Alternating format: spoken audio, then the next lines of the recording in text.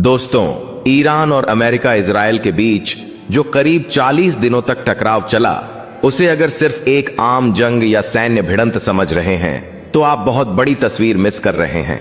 असल में यह टकराव दुनिया की ताकत के पूरे सिस्टम को हिला देने वाला एक मोड़ है, जहां एक तरफ सुपर पावर्स का दबदबा है और दूसरी तरफ है एक ऐसा देश जो हर दबाव के बावजूद झुकने को तैयार नहीं। अब इसे थोड़ा आसान तरीके से समझते हैं। 1979 की इस्लामी क्रांति के बाद से ईरान पर लगातार सख्त से सख्त प्रतिबंध लगाए गए।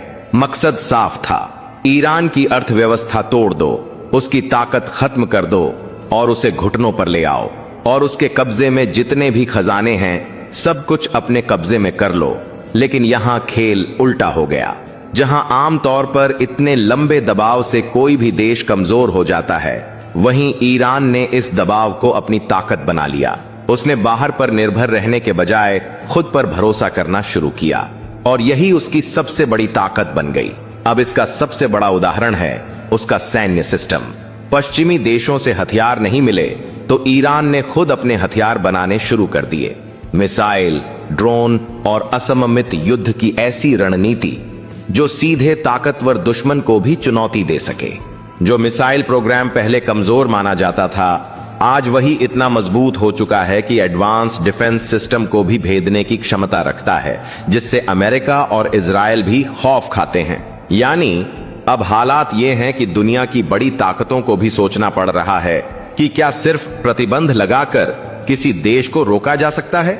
दोस्तों, आपको जानकर शायद हैरानी हो, ईरान सिर्फ हथियार ही नहीं बल्कि इसकी असली ताकत उसकी सोच में भी है। वहां के जिम्मेदार लोगों या लीडर्स ने हमेशा यह बात रखी कि यह लड़ाई सिर्फ जमीन या राजनीति की नहीं है, बल्कि यह एक विचार की लड़ाई है, एक पहचान की लड़ाई है। इसलिए जब भी ईरान पर दबाव बढ़ाया गया या उसके नेताओं को निशाना बनाने की कोशिश हुई, तो वह टूटने के बजाय और ज्यादा मजबूत हो गया।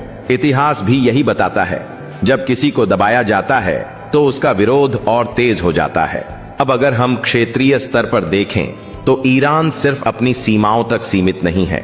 उसने अपने सहयोगियों और समर्थकों का एक ऐसा नेटवर्क तैयार किया है जो पूरे इलाके में फैला हुआ है। इसका मतलब यह है कि अगर कोई ईरान पर हमला करता है तो उसका असर सिर्फ ईरान तक सीमित नहीं रहेगा, बल्कि पूरे क्षेत्र में फैल सकता है।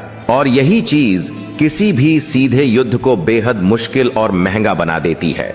और एक बात, जब तक ईरान अपने जगह पर मजबूती से खड़े हैं, तब तक इजराइल ग्रेटर इजराइल का ख्वाब सिर्फ देखते रहेंगे और यह ख्वाब उनका कभी पूरा नहीं होगा। जैसे ही अगर ईरान बिखरता है, मिडिल ईस्ट में कई मुस्लिम देश इजराइल के निशाने में आ जाएंगे और वह ग्रेटर इजराइल का ख्वाब देखेंगे और शायद पूरा भी हो जाए। अब बात करते हैं उस चीज की जो पूरी दुनिया के लिए सबसे ज्यादा अहम है, स्ट्रेट ऑफ हॉर्मुज। यह एक ऐसा समुद्री रास्ता है जहां से दुनिया के बड़े हिस्से का तेल गुजरता है।